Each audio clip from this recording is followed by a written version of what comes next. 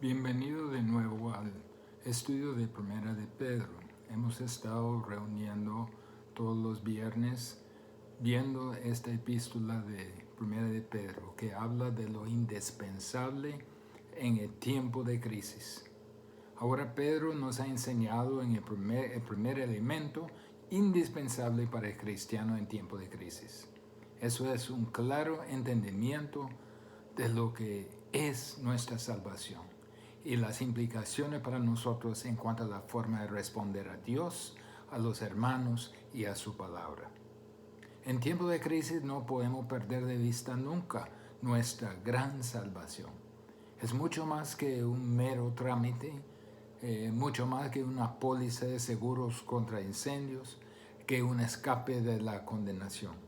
En tiempo de crisis tenemos que vivir la realidad de nuestra salvación con todos los privilegios que tenemos como hijos de Dios. Ahora Pedro avanza al segundo elemento indispensable para el cristiano en el tiempo de crisis, la santificación. La necesidad de estar creciendo continuamente en tiempo de crisis. Lejos de ser un impedimento para el crecimiento, el tiempo de crisis es una oportunidad importante para crecer en nuestra relación con el Señor. Debemos abrazarlo y aprovechar todo lo que Dios nos enseña a través de ello. Lean conmigo versículos 11 y 2 de capítulo 11 y 12 de capítulo 2. Dice: Amados, yo os ruego como extranjeros y peregrinos que os abstengáis de los deseos carnales que batallan contra el alma, manteniendo buena vuestra manera de vivir entre los gentiles, para que en lo que murmuran de vosotros como de malhechores, glorifiquen a Dios en el día de la visitación, al considerar vuestras buenas obras. La frase clave en esta sección de versículos 11 a 20, actualmente es más de lo que acabo de leer, se encuentra en versículo 12. Para que glorifiquen a Dios en el día de la visitación, al considerar vuestras buenas obras. El propósito principal de nuestra vida es que lleve gloria a Dios, que nuestras vidas demuestran que pongan en exhibición la gloria de Dios, que otros no solo glorifiquen a Dios por lo que usted y yo decimos, sino por lo que hacemos. Nuestras vidas fueron diseñadas para tener un impacto en la vida de otras personas. Este impacto debe estar creciendo con el transcurso del tiempo. Es un proceso que Dios hace en nuestra vida para progresivamente conformarnos a la imagen de su Hijo. Es lo que llamamos santificación. Podemos estar confiados que Dios está obrando continuamente en nuestra vida y a través de nuestra vida para su gloria. Escuche lo que dice Romanos 8:29. Porque a los que antes conoció, también los predestinó para que fuesen hechos conformes a la imagen de su Hijo, para que Él sea el primogénito entre muchos hermanos. Dios nos predestinó para que fuésemos hechos conformes a la imagen de su Hijo. Y Filipenses 1:6, que muchos lo conocemos, estando persuadido de esto, que el que comenzó en vosotros la buena obra, la perfeccionará hasta el día de Jesucristo. Lo que Dios empieza va a terminar. La gente a quien Pedro escribía necesitaba escuchar esto porque estaban bajo mucha presión, mucho estrés. Realmente para ellos era tiempo de crisis. No solo estaban dispersas, desposeídas, sino estuvieron bajo intensa persecución. Sintieron la presión de una sociedad hostil a ellos, que era hostil a los cristianos, y necesitaban motivación para seguir viviendo la vida de Cristo en medio de un tiempo difícil de pruebas y una experiencia difícil lo que era la persecución. Pedro ya les había hablado sobre la grandeza de su salvación y los privilegios que la gran salvación les ha dado. Y ahora, a la luz de estos privilegios, Pedro les llama a la santificación. Les llama a glorificar a Dios en su vida personal y glorificar a Dios por medio de sus vidas vividas delante de otros. La vida que vive delante de otros se fundamenta en base a la forma que glorifica al Señor en su vida personal. La integridad es esencial entre la vida personal y la vida pública para convencer a los no cristianos de la validez de la fe de la Biblia. Al vivir una vida santa y justa, nuestra vida se vuelve en una plataforma de credibilidad para compartir las buenas nuevas de la salvación que estamos viviendo. La santificación es indispensable en tiempo de crisis. Entonces Pedro nos llama a la santificación aún en medio de un entorno hostil. Nuestra vida o confirma la validez de la verdad o confirma la incredulidad dependiendo de la vida que llevamos. Por medio del Espíritu Santo, Pedro nos llama a ver dos aspectos de la santificación. Primero nos llama a una santificación que es interno y privado. Versículo 11, léalo conmigo.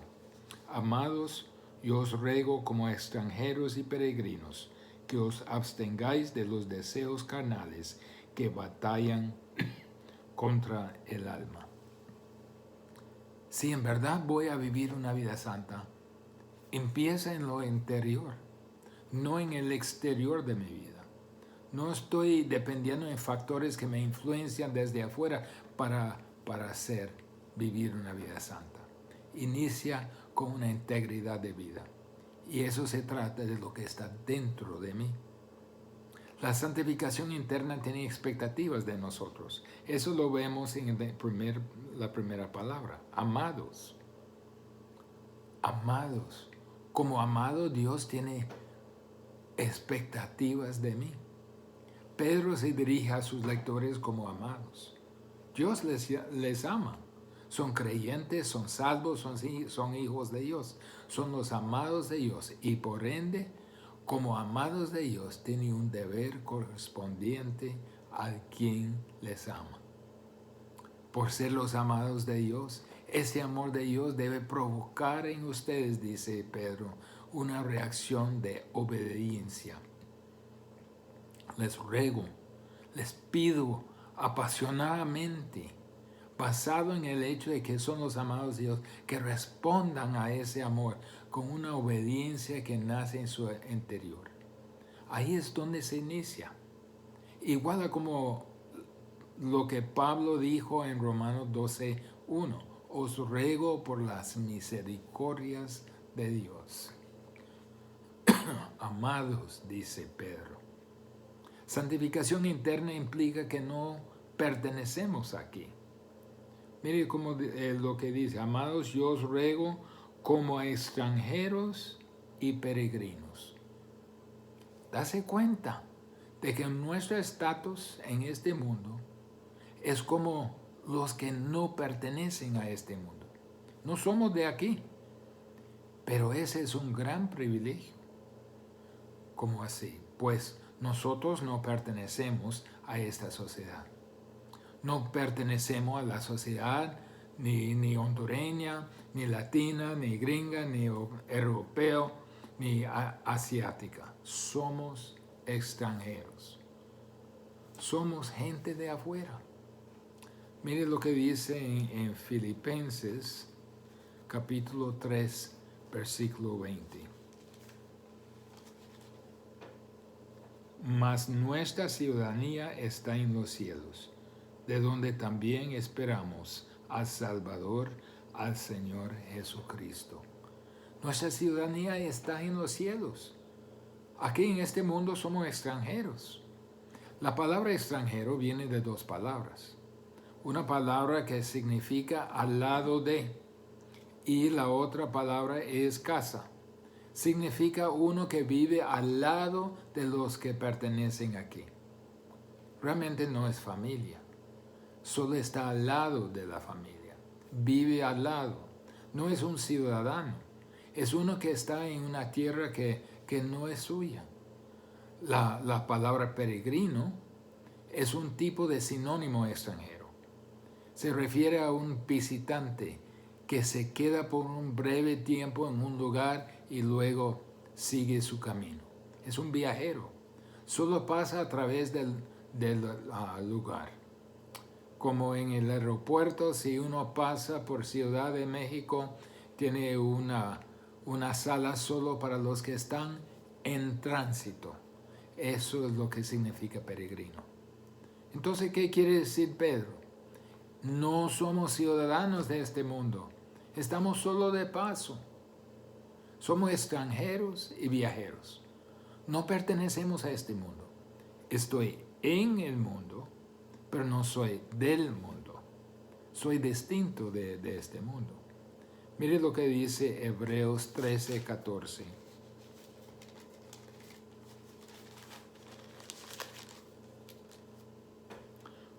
Porque no tenemos aquí ciudad permanente, sino que buscamos la porvenir. Este lugar no es nuestro. Somos personas que, a pesar de cualquier país donde nos encontramos, sentimos que nuestro hogar verdadero está en otro lugar. Como cristianos estamos dispersados entre gente de otras creencias, entre gente de otros valores, entre gente de otra moralidad, otras normas de vida. No calzamos con los de aquí. Los cristianos de todas las edades siempre han tenido que vivir entre paganos, entre no cristianos.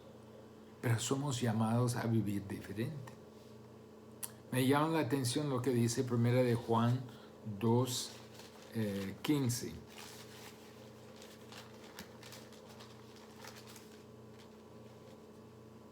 No améis al mundo, ni las cosas que están en el mundo. Si alguno ama al mundo, el amor del Padre no está en él. Las cosas de este mundo ni deben ser parte de nuestro entorno. Es un privilegio ser sacado del reino de las tinieblas y puesto en el reino del Hijo amado de Dios. Es un privilegio ser redimido. Es un privilegio ser un ciudadano del cielo. El precio de este privilegio es que mientras seas ciudadano del cielo, somos extranjeros aquí. La santificación interna implica separación de lo que no concuerda con nuestra vida nueva. Miren versículo 11 de nuevo. Que os abstengáis de los deseos carnales que batallan contra el alma. Abstengáis. Si vamos a mantener una integridad de vida, tenemos que abstener, tenemos que mantener nuestra distancia, tenemos que alejarnos de los deseos de la naturaleza pecaminosa. No debemos dejar que ellos forman parte de nuestra vida. Somos extranjeros y peregrinos a ese mundo de lo que representa nuestra naturaleza caída. Debemos glorificar a Dios en nuestra persona, en primerísimo lugar. Debemos disciplinarnos a vivir diferente al mundo alrededor de nosotros. No somos de ello. Dice, abstengáis de qué? Abstengáis de deseos carnales. Son los deseos fuertes, los anhelos de nuestra carne depravada, de nuestra naturaleza pecaminosa, y son enemigos de una vida de integridad. Entonces, aléjese de ellos. Estos deseos se revelan en un número de cosas. Hay un texto que nos da casi una lista, aunque lo deja generalizado. Gálatas 5:19 a la primera parte de 21. Y manifiestas son las obras de la carne, que son adulterio, fornicación, inmundicia, lascivia, idolatría, hechicerías, enemistades, pleitos, celos, iras, contiendas, disensiones, herejías, envidias, homicidios, borracheras, orgías y cosas semejantes a estas. Eso es lo que produce la carne. Eso es lo que produce los deseos carnales. Eso es lo opuesto a lo que vimos en la primera parte de capítulo 2, versículo 2. Desead, anhelad como niño recién nacido la leche de la palabra no adulterada, para que por ella crezcáis para salvación. Los deseos carnales son incompatibles con anhelar la leche de la palabra. Son incompatibles con ofrecer sacrificios espirituales aceptables a Dios. Somos llamados a glorificar a Dios. ¿Qué hacen esos deseos? Batallan contra el alma. Dase cuenta que estamos en una lucha, en una batalla. Los deseos carnales por su misma naturaleza hacen guerra contra el alma.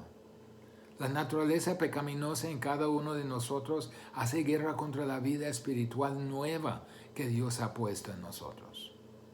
Hay nueva vida en nosotros porque nuestras almas fueron salvas, porque hemos recibido un nuevo corazón y porque hemos sido regenerados. Pero tenemos esa nueva vida encarcelada en nuestra carne no redimida. Por eso tenemos batalla, donde el hombre nuevo pelea contra la carne. Y la sociedad alrededor de nosotros no nos ayuda. Nos bombardea de los deseos de la carne como si fueran normales y hasta deseables. Es un gran reto para el Espíritu Santo en nosotros de darnos la victoria. Santiago 4:1 dice: ¿de dónde vienen las guerras y los pleitos entre vosotros? ¿No es de vuestras pasiones, las cuales combaten en vuestros miembros? Es decir, hay un combate, hay una guerra entre nosotros que no da tregua. Es una guerra furiosa, una batalla contra su alma, usando su imaginación, su mente, tratando de llevarle a pecar. Es una guerra espiritual. ¿Dónde está el sitio? Está en su alma. Dice que hacen batalla contra su alma.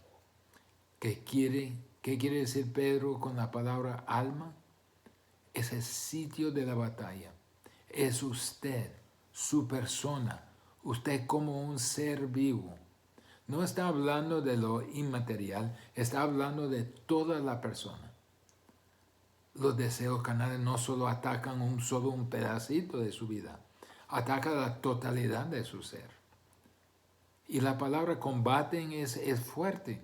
Significa llevar a cabo una campaña militar. No es solo un solo enfrentamiento. Los deseos carnales son como un ejército de guerrilla, intento de capturar, esclavizar y destruirle a usted.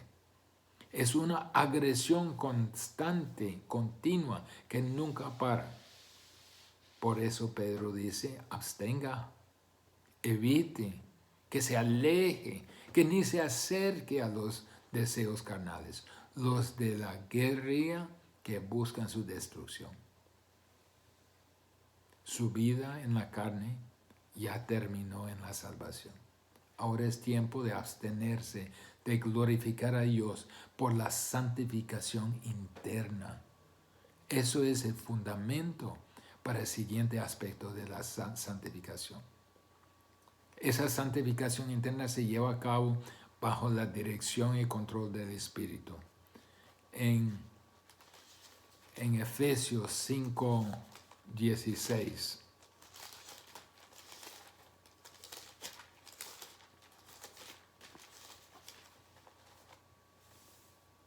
dice, Gálatas 5:16, andad en el Espíritu y no satisfagáis los deseos de la carne. Se trata de vivir en la dimensión espiritual, andando en el poder del Espíritu. Pero eso empieza en su interior. Somos llamados a una santificación interna y privada, pero como base, porque también nos llama a una santificación externa, y que una santificación externa que es público. Versículo 12.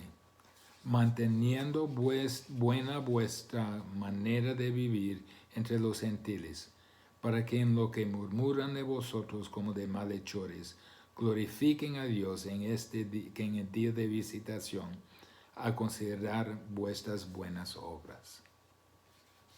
Nuestras vidas no solo glorifican al Señor en privado, sino también tiene efecto en público. Santificación externa se expresa en nuestro comportamiento. Eso es lo que la gente ve. Manteniendo buena vuestra manera de vivir entre los gentiles. Se habla de nuestra conducta diaria, nuestra manera de vivir todos los días, que expresa gloria a Dios. Nuestra santificación no es solo para consumo personal.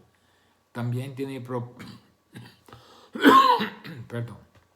tiene propósito externo a lo que afecta a otros.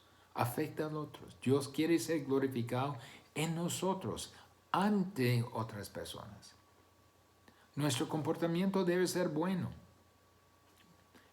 Esa es una traducción muy desafortunada. Mejor entienda el concepto de esa palabra buena como excelente, como bonito, fino, noble, digno de imitar. Habla de tipo de bondad más noble, más puro, más alto. Aquí Pedro está hablando de lo externo. El proceso de santificación en lo interno y privado debe resultar en un comportamiento externo y público. La gloria de Dios se debe ver públicamente en nosotros, que reflejamos la realidad interna que hay en nosotros. Pero mire dónde debemos mantener buena nuestra manera de vivir. Dice, entre los gentiles. Nuestra manera de vivir debe ser noble entre los gentiles. Gentiles se refiere a los paganos, las etnias, las naciones, las gentes. Aquí estamos viendo el corazón misionero de Dios. Gentiles se refiere a los paganos, las etnias, las naciones, las gentes. Quiere decir, entre todo el mundo no salvo, debemos mantener buena nuestra conducta. Si va a tratar de testificar al mundo que no cree, entonces tiene que tener excelente, honesto, noble y justo su vida. La calidad de nuestra vida transformada debe ser visible al mundo perdido. No hay discípulos secretos. Debe haber pureza interna y fruto externo y visible. Ahora el mundo lo va a acusar de malhechores. Pasan leyes que están contra lo que dice la palabra de Dios. Esa palabra malhechores significa una persona malévola que debe ser castigada severamente. Hay una tremenda hostilidad hacia los creyentes de verdad. Eso era término de abuso y desprecio hacia los creyentes. En aquel entonces fueron acusados de muchas maldades. Les acusaban, les burlaron, les difamaron a cada vuelta de esquina. Le acusaron de insurrección, de rebelión contra Roma, que quisieron levantar otro reino además de Roma. De ateísmo, porque no adoraban a los dioses romanos. Entonces para ellos eran ateos. De canibalismo, de comer carne humana. También le acusaron de inmoralidad, de deslealtad contra César. Todo eso lo acusaron, pero ¿cómo se responde a ellos? vemos el propósito de la santificación externa es que los hombres glorifiquen a Dios. Mire la última parte, dice,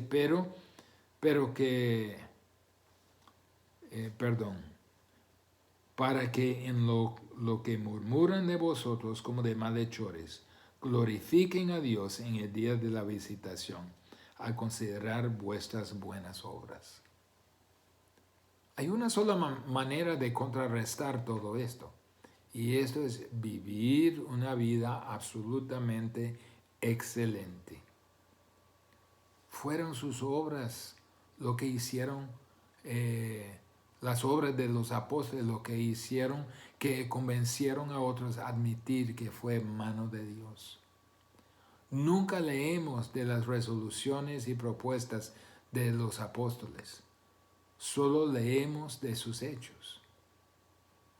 Un filósofo alemán dijo, muéstrame su vida redimida y tal vez me inclinaré a creer en su Redentor. Otro predicador dijo, el mundo saca sus conclusiones de cómo es Dios en su mayoría de la gente que dice pertenecer a la familia de Dios. Nos lee a nosotros mucho más de lo que leen a la Biblia. Pero de hecho nos ven a nosotros, solo escuchan de Jesús. Obviamente vivimos en una sociedad no tan diferente de aquella de Pedro, donde las personas critican al cristianismo bíblico. Algunas de las más severas críticas vinieron porque cristianos no acceden al punto de vista visto popular en cuanto a la sexualidad, en cuanto al aborto, en cuanto al género. Y solo de nombrar algunos pocos de las cosas que critican. Los que critican son numerosos, son vocíferos y han capturado la mente de las instituciones de nuestras sociedades. Poblan las universidades, la facultad de las universidades, en posiciones de mando, en posición de jueces, en posición de representantes.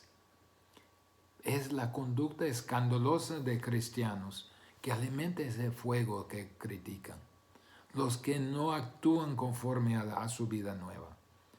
Pero es la pureza y santidad y virtud y justicia de cristianos que callan a los que critican.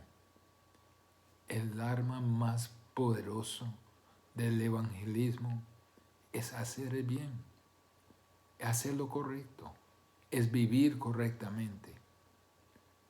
Vemos la eficacia de este testimonio, de esa santificación externa, en que dicen para que glorifiquen a Dios en el día de la visitación, a considerar vuestras buenas obras. Por observar sus buenas obras continuamente, viendo continuamente la integridad de su vida, terminan glorificando a Dios en el día de la visitación. ¿Qué significa este día de visitación? Pues todas las referencias en el Nuevo Testamento se refiere a la visita de Dios para salvar. Empecemos con Lucas 1:68.